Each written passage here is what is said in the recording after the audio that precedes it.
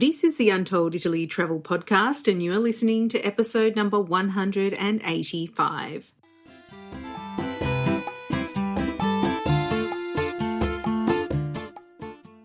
Ciao a tutti and benvenuti to Untold Italy, the travel podcast where you go to the towns and villages, mountains and lakes, hills and coastlines of Bella Italia. Each week, your host, Katie Clark, takes you on a journey in search of magical landscapes, history, culture, wine, gelato, and of course, a whole lot of pasta. If you're dreaming of Italy and planning future adventures there, you've come to the right place.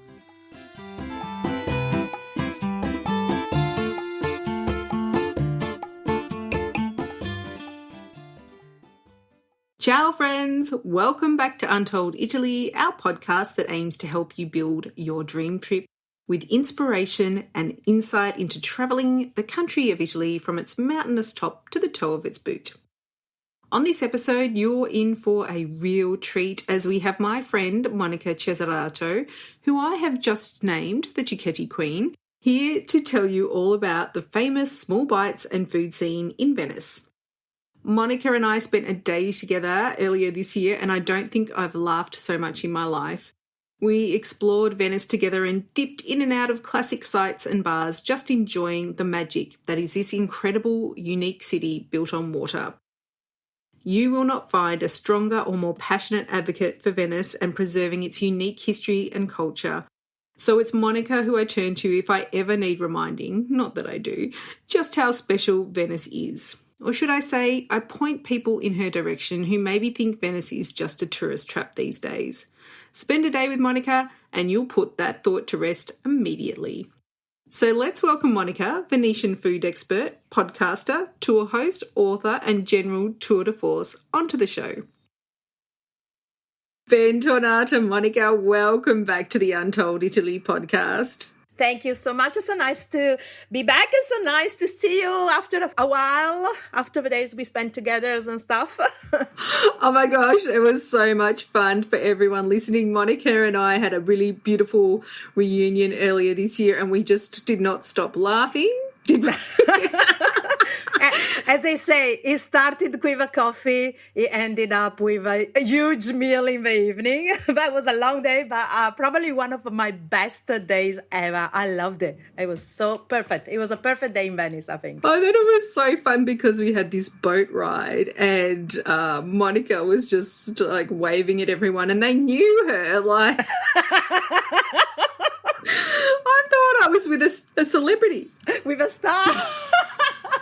I loved it because every time my time was coming up and I was getting, oh, what are you doing now? Well, I'm not doing nothing. Oh, shall we do this then? And as I say, starting with a 10 o'clock morning coffee. I think I went home, it was about midnight or something like that. I know. I mean, it was kind of like the best date ever, wasn't it? The best unplanned day because we didn't plan it at all, did we? So it was good. No, I loved it. And the weather was perfect as well. Oh, so good. And it was the end of March. So if you're thinking of going in March, we had a great time. Now, Monica, a lot has happened since you were last on this podcast in the middle of that silly pandemic, including you turning into a superstar on TV. So... I love it. Okay. So can you please reintroduce yourself to our listeners and let them know all about you, what you do and what you've been up to? What's the Monica plan? So I'm a Venetian food and travel blogger. I run classes and food tours in Venice, cooking classes and food tours in Venice. I'm also a podcaster now. I got my own podcast dedicated just to Venice. I've written a book on Cicchetti as well. And, oh gosh, I do so many things that we talked about this last time that I ran out of hands of how many things I do. But no, let's say that mainly I do. I eat and I talk about what I eat as well. So that's mainly what I do.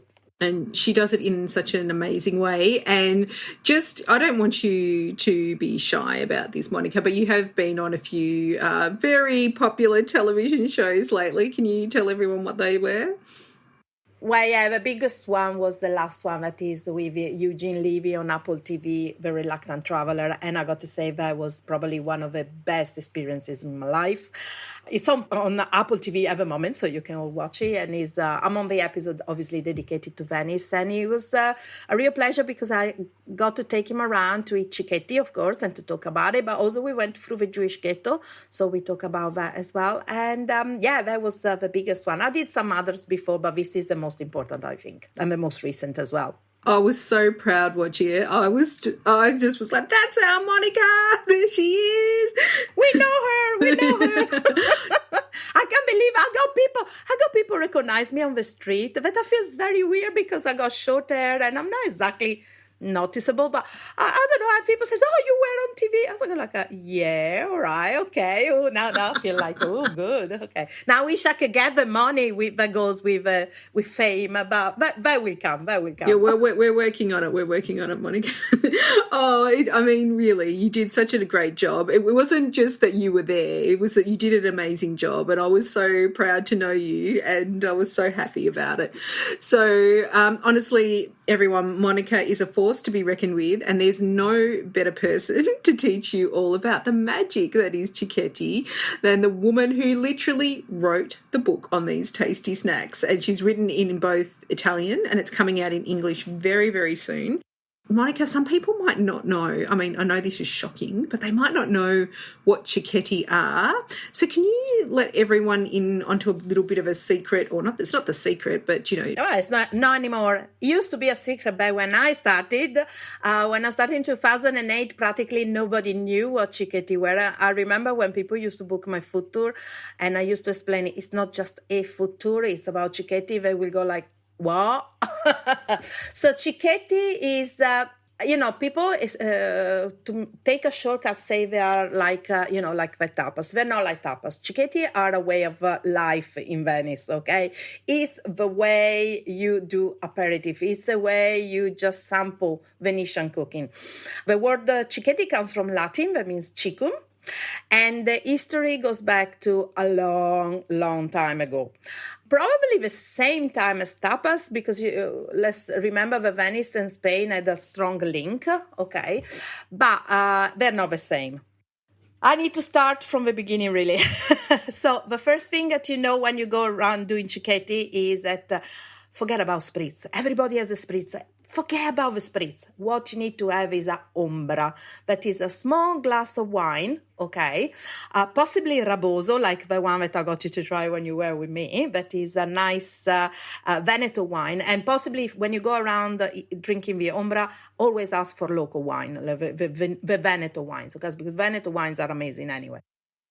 So our ombra is a small glass of wine that is typical of Venice. Now, there are a lot of legends out there. They're all fake news on the internet. So the main legend that is not true says that the Venetian called the ombra because they used to be sold underneath the church tower. The wine was sold underneath the church tower. And to keep the wine cool, they used to move the stalls with the shade of a church tower. So they used to say, andiamo a bere all'ombra del campanile.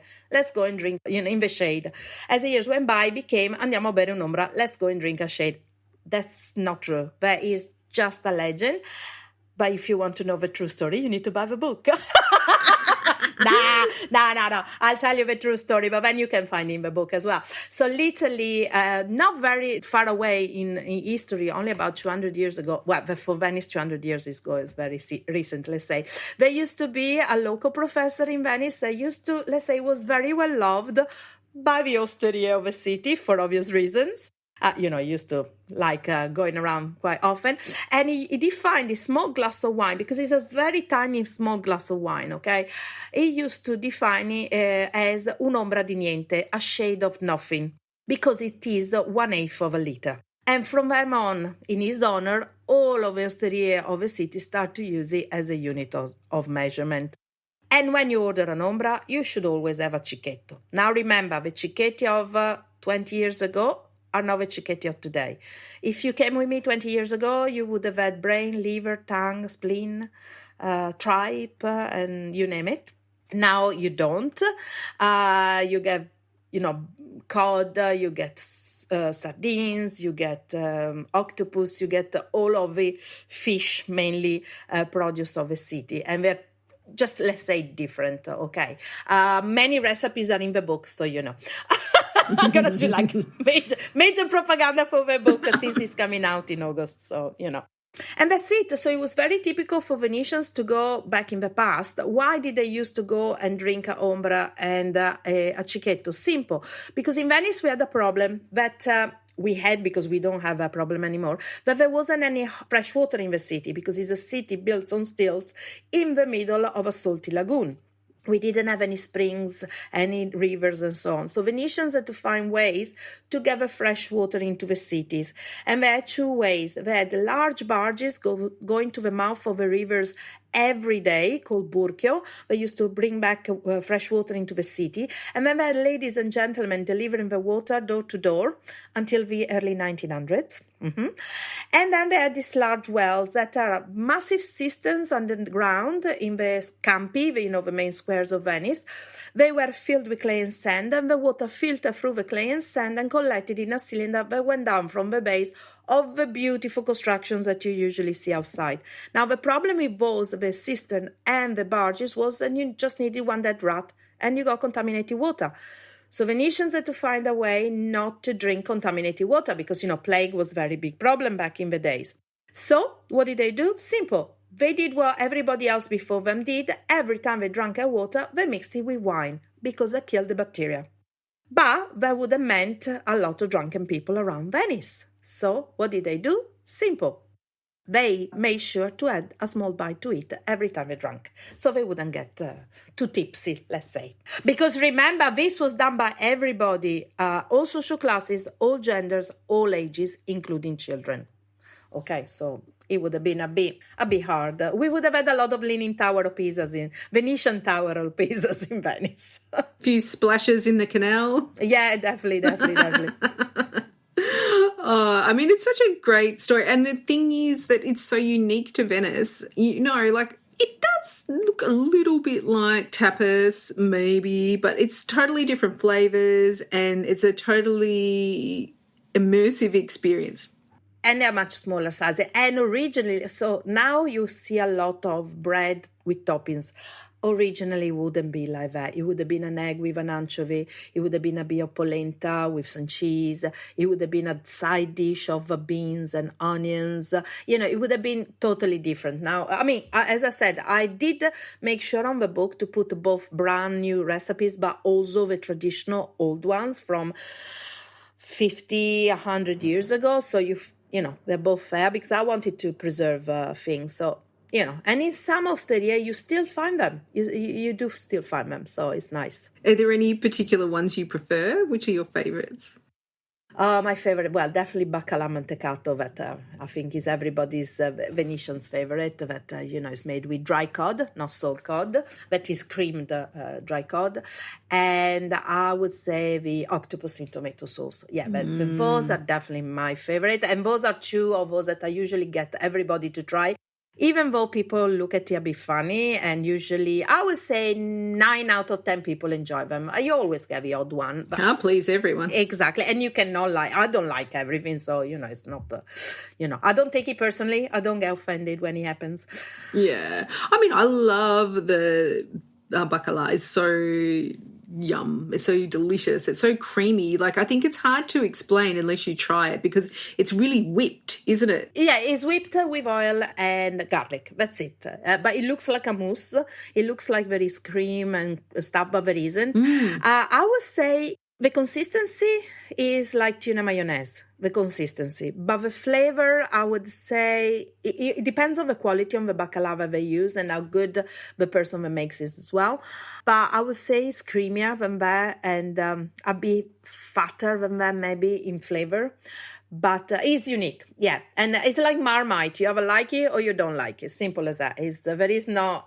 I don't think there is halfway. And I recommend it to take it with polenta because the polenta tones down the strong flavor of the fish. So it's perfect. It balances out the dish. Yeah. And so just in case people don't know what polenta is, can you let them know? It's corn flour. Since when corn arrived in the Veneto, thanks to the Spanish, in northern Italy and so on, we actually call polentoni, big eaters of polenta.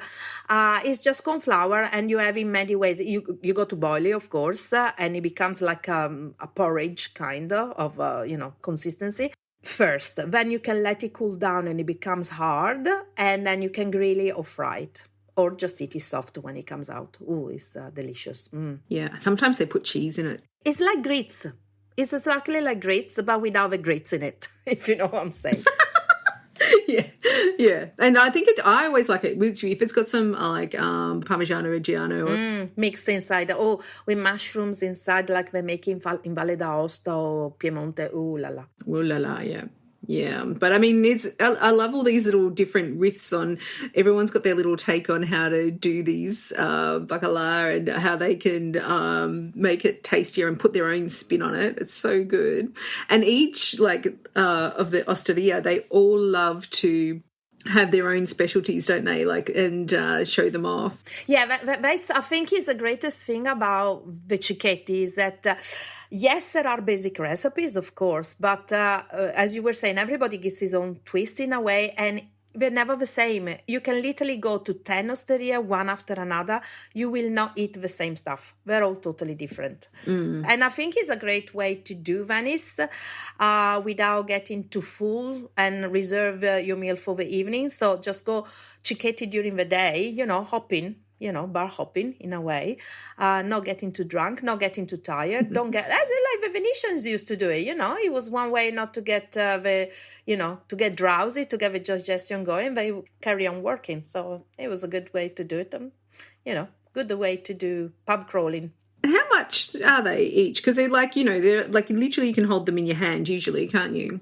So the prices have gone up, unfortunately, after COVID, because everything's gone up. So I think now is an average of about €2 each. And they're not that small. I mean, when I go around with friends, and not with clients, because with clients I tend to get them stuffed as much as I can. But when we go around with friends, we usually can, if we have 3 of them and a drink or a couple of drinks, we usually, as we call it, is tappa buchi. It does fare il fondo. It creates a base for all the alcohol that you're going to put on top in your stomach. That's what we call it. Okay, that's how it's called. Yeah. Then how much would that, if you went out with your friends, it would be for the 2 drinks and 3 Cicchetti? €10. We a couple of Cicchetti and a drink, maximum €10. We do it. Yeah. And then obviously we proceed. Then it depends. If you are with Monica, it might be even less than 10. It depends on what mood the bartenders are, who I meet. Well, you know me. Yeah, I do. You've been with me, so you know. I've been with you. I think the thing is people have this misconception about Venice is really expensive. This is the budget way. If you want to, is you can have these little picnics everywhere. Venice, well, don't define them picnics because you're actually sitting down, okay? They're not sitting on the floor. Don't do that. No, please. We're against picnics in Venice. You know that. Sorry, my bad. Venice can be as expensive or as cheap as you want it to be. I recommend this. Save a proper meal for the evening. And there are restaurants of different budgets. You do not need to go exactly every night to a fine dining restaurants. There are, normal restaurants. Yes, Venice, it is more expensive than other cities. I don't deny this. But then again, the basic cost of running a business is much higher in Venice because everything must come by water. And the cost of rentals of the locations is like double than anywhere else in Italy because of the locations that are historic buildings and so on. So put that in mind, when a restaurant opens, he has to keep this cost into consideration on top of the staff. So obviously, it will cost you, I would say, 30% more probably to eat in Venice than other cities or other places, even just outside of Venice, But at the same time, you can eat properly. I mean, you can have a good meal for about €40, no problem. Obviously, you start piling up the wine, the price goes up. Yeah. But let's say you can have a decent meal for about €40 a person.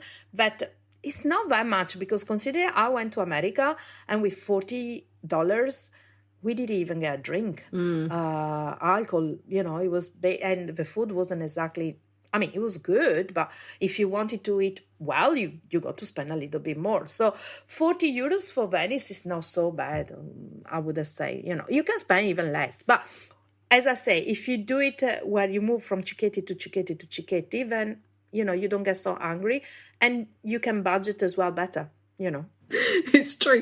And when you're just spending 10 euros here and 10 euros there, you forget. Exactly. And you're happy with the economy, and you're spreading the money to the economy, because you're spreading spreading the love. You give it to the community. You give it to the community, I love it. Now, Monica, I know you have so many places in your book which you recommend, but is there a couple that you can let our audience in on that you would like to tell them? Yes, I'll give you those that I don't usually take people because they're out of my itinerary. So if they want those on my itinerary, they need to come with me. Now, the two very good ones, they are out of my itinerary, so I'm very happy to share them because I found them, they're very traditional. So first of all, one in Castello, but nobody ever goes to the Sestiero Castello unless they go to the Biennale. Otherwise, it's a very residential part of Venice that I think is beautiful. And the Venetians out there are going to hate me because I'm promoting it, but I like for people to spread in the cities rather than concentrate in St. Mark's. So in Castello, there is an osteria that is called Osteria La Scuola, that when you walk in, it's like walking into the 60s. I mean, the people look like from the 60s, the location looks like from the 60s, the vibe is from the 60s, and the food is from the 60s. They have a Cicchetti like it used to be. And it's full of Venetians from, you do see every so often the odd tourists, but mainly only locals. And the food is amazing. And oh my God, if somebody says to me, "Oh, Monica, do you want to go Castello?" Yeah, that's my first stop. I always take people there. And they do amazing. They made this stuffed tomatoes, gratin stuffed tomato. Oh, they're amazing. Very good. And the wines are good too. And then another one is actually near Rialto. So everybody keeps saying that I'm the first one to tell you that in Rialto, you get a lot of tourist traps, above all along the embankment, the main fundamenta. Mm-hmm. But one of the turnings, there is a place called Osteria al Diavolo e all'Acqua Santa, and that's where you get the best tripe ever. The gondoliers go and have dinner there. And lunch, so and the Cicchetti are fantastic, but they don't do just Cicchetti, they do also proper food, and you can definitely eat cheap there. Yeah, the best tripe that I ever had in my life, nearly as good as my mom's one. Ooh, that's a big statement, Monica. Yeah, from me saying that is nearly as good as my mom. I consider my mom is one of the best cooks I ever met in my life. She should write a book. I always say she should write a book. My mom doesn't tell me how to make recipe. My mom shows me. When you ask her how much do I need to put? Yeah, that much. And then she show you, and like that. So I shouldn't. Every time she does that, I should be there with a scale and measure. Yeah. How much that means. They just know. I told her the other day, I said, Mama, I really should start writing down your recipes. She says, yeah, I'm never going to give you my recipes. My grandma did that. My grandma did that. She has an amazing recipe for a liquor that she used to make with walnut leaves, lemon zest, loads of grappa, and the raisins, okay? But then she had a secret ingredient, and she never told anybody what it was. So the recipe died with her. So we are all very upset about it. That's not good. I know. No. No. Oh, now, if our listeners are wanting to go around on their own to do some Cicchetti bar hopping around the Osteria and the Baccaro in Venice, do these places take card or is it cash only? So it used to be cash only, but since COVID, now everybody takes a card, not American Express. But all the other cards, generally, they do. Yeah. Now they do, because of COVID. This was introduced in Italy after COVID. So everybody that used to take only cash now are forced to take cards as well. So, yeah, you'll be okay. Okay. And do you ever have to line up to get in, or is there, is there something? It depends on the place. It depends on the places. Some places and at the time you go. Obviously, if you go aperitif time, that's about 6-ish. Yeah, you'll definitely queue in and Saturday and Sundays, Friday, Saturday and Sundays, because obviously all the locals go too. And lunchtime now as well. But if you go off the times and you usually don't, and even if you do, you usually wait 10, 15 minutes. But then, because people that usually go have a cicchetti, many people stand up. So you have an ombra, you have a cicchetto, a couple of talk with your friends or a spritz, whatever, and then you walk away. So I will always give about 15, 20 minutes. I mean, you do queue. There are the busy ones where you queue for an hour. So it depends. And usually if you're so busy, just walk away, go somewhere else. There's tons. I mean, just in my book, I put 30 osterie. And there's double that, if not 3 times that. So plenty.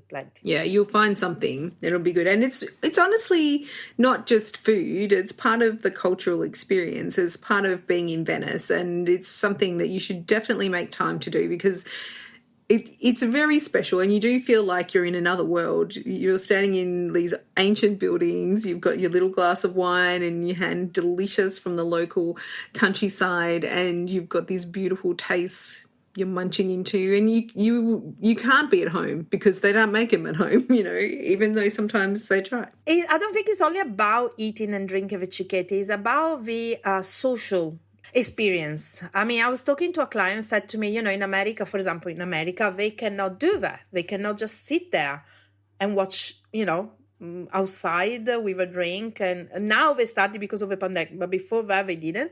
So there wasn't this idea of just sitting with a friend, having a drink, talking while watching the people go by. Just to give you an idea, the other day I did another day like I did with you, with another Italian friend. Oh, by the way, she's a local, so she knew what we were doing, but she loved it. So we started by going first to Palazzo Grimani, that is one of the most beautiful museums in Venice that nobody goes to. And literally, it was just me and her. And I can't believe I had a museum for myself. I did so many lives and videos and photos, whatever.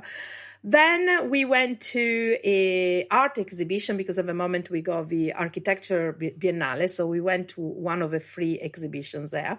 And then we decided to go for some cicchetti.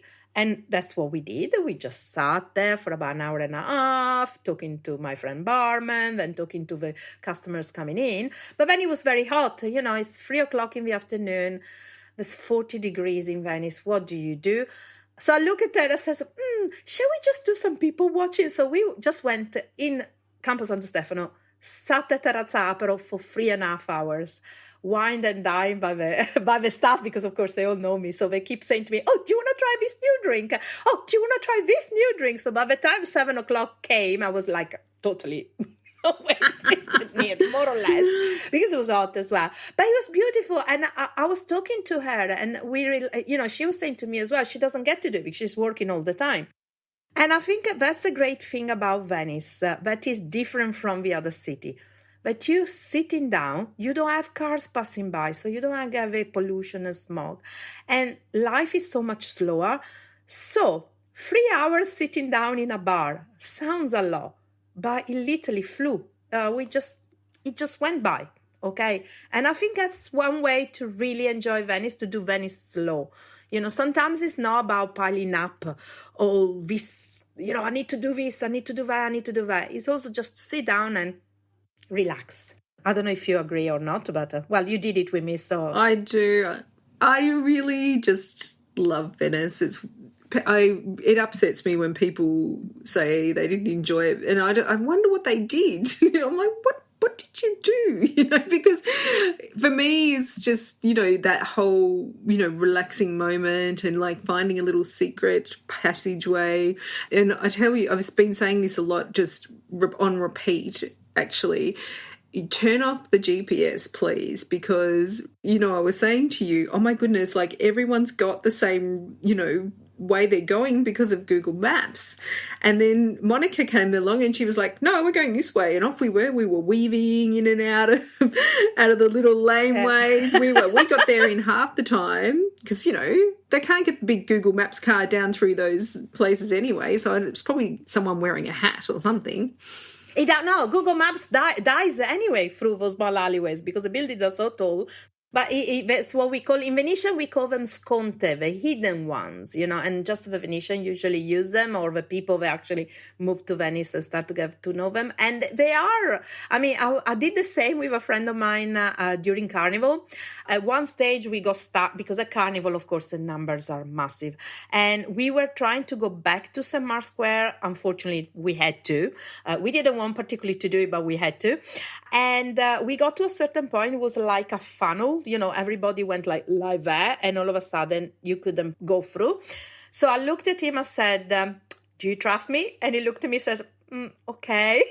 So I said, look, I don't really know where I'm going, but I know where I'm going, as in I know where I want to go.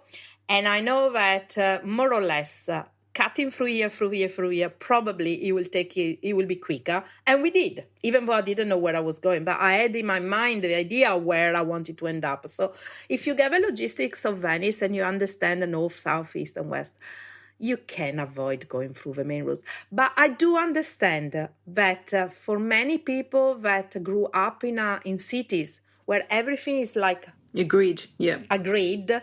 I get it. It is literally... They go into a panic. I totally understand it because I get told many times by people. Generally, it's Americans.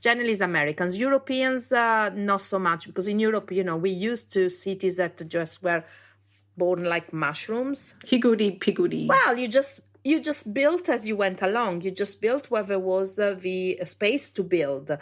It wasn't planned. People like Napoleon knocked everything down and planned. But before Napoleon, you just built as you went along. So I think, the ideas that you have... Australia is a bit like that as well. It's very grid-like, isn't it? Yeah. Because obviously you came later. So the countries where cities were built much later, I understand it. I find it very disconcerting when I went to America. I couldn't find my bearings. Everything was too straight and all the same. It all looked the same. And I thought, I was here before. Oh, no, we weren't. It's like... I couldn't get my bearings right. And my point of references weren't there because they all looked the same, Well, one place, I do know that you do have some very good points of reference. After you finish your Cicchetti, if you go with Monica, she knows the best chocolate shops in the world. She really does. I can tell you where to go. It's called Vizio Virtù because I'm more than happy to there's the best artisan shops in Venice. So, yeah, definitely. You were like a homing pigeon. Yeah, I forgot we did that. I always forget about that little bit. Okay, sorry. Yeah, it's the best chocolate place in the city. I do my chocolate tasting there with my tours as well. So because I do also cake and chocolate tours and coffee and chocolate tours. It's food and food and food. I mean, if Venetians invent some other type of food, I will be there. Don't worry about it. I'm sure you will be. Okay, everyone, are you ready to munch your way around Venice now? I really hope so. But just to make sure, Monica, can you please let everyone know how they can stay in touch with you, how they can buy your new book and follow you on social media and listen to your podcast? Okay, so my website is my name, so it's fairly easy, www.monicacesarato.com. The podcast is very easy too. It's called Venice Talks and is available on all major podcast platforms. And it's where I talk about Venice 360 degrees. So I get to interview writers, artisans, museums, journalists, you name it. I'm trying to expose Venice at all levels. Okay, so all the people that work or live in Venice get to talk in the podcast. I'm gonna go out pretty soon with my 40th episode, so I'm very happy because I've been podcasting for 1 year, so it's 1 year celebration. Woohoo! Congratulations! Yep. The book is called Andar per Bacari. I'm gonna keep the same name in English because it didn't make any sense to translate it, and it will be available on Amazon from August, or you can find it on my website. There will be a link, and on my social media is always me, Monica Cesarato, both on Facebook, Twitter, Instagram, Pinterest, you name it, you find me. Hey, Monica, I'm going to ask you to say Monica Cesarato. I'm going to ask you to spell. Oh, yes. Okay. Oh, I need to spell it. Yeah, I forget. Okay, so it's Cesarato. It's like Caesar with an A to a V beginning, so Cesarato. Yeah, as dominant as Caesar when it comes to the Venetian food scene, that is our Monica, and she is everywhere. And Venice Talks is a podcast in English, so Oh, yes, it is, yes. you can get your fill of Venice every week. I'm slugging off at the moment because it's summer and it's a bit hard to find people available. So, but hopefully with cold season coming back on, I'll get back into once a week. You got to batch run them. That's what I do. So everyone, a little podcasting secret is sometimes we record a lot of episodes in 1 week. No, I used to do that. My problem is I'm running out of people that want to do the interviews because I keep telling them that people love listening to Italian accents. But Italians have a problem. You probably know this. Italian, there is a word we call bella figura. So it means that you always want to look at your best. Okay, so if an Italian thinks that he's not going to look at his best, he's not going to do the thing. So at the moment, I run out of people that speak very good English. And those that speak good English, but in their opinion is not good enough, they don't want to do it because they think, I'm not good enough. And I'm thinking, that's what people love about it, because I'm really interviewing Italians, the locals. Yeah, Monica, I'm so glad you brought that up. And I think, if anyone wants to help Monica and I out with guests that are native Italian speakers, please reach out to us, because if you've been listening to my podcast for a while, it's really a passion of mine for Untold Italy that we do feature Italians talking about Italy, because, a lot of the time the commentary can be from people from overseas, and that's great to have different perspectives, not just Australian, American or Canadian, but it's important, so important to have that Italian perspective, because after all it's their country and they know it best, and we can only learn for them, really. That's my view anyway.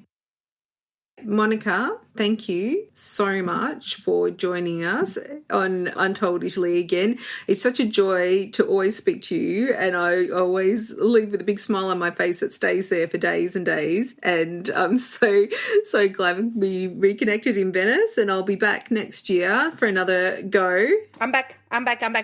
Oh, yes, absolutely. I can't wait. Oh, my goodness.